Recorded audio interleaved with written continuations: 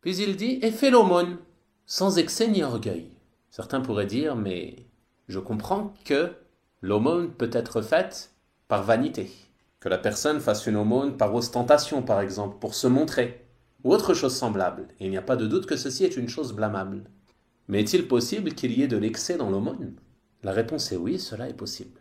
Et parmi les formes d'excès, le fait que la personne soit négligente quant à ses obligations et qu'elle fasse des aumônes surérogatoires.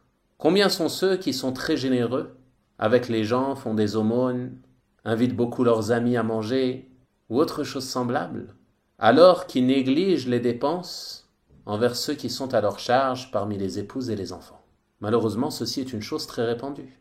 On trouve beaucoup d'hommes qui sont généreux à l'extérieur, qui font beaucoup d'aumônes, mais chez eux, ils ne veulent rien dépenser.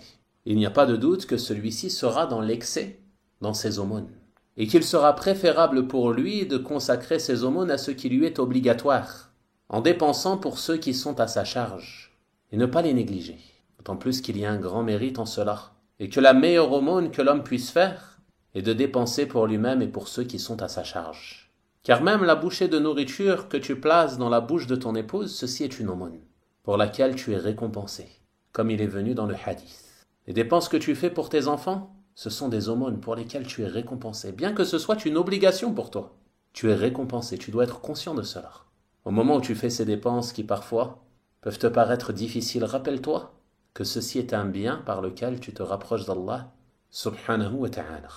Il convient donc à l'homme, à ce sujet, de veiller à toujours garder le sens des priorités, en commençant par ses obligations et, s'il le souhaite, faire suivre cela par des œuvres surérogatoires, car il ne fait aucun doute que l'aumône est un grand bien, et que chaque aumône que la personne fait pour se rapprocher d'Allah subhanahu wa ta'ala, si elle est sincère, elle la retrouvera au jour de la résurrection.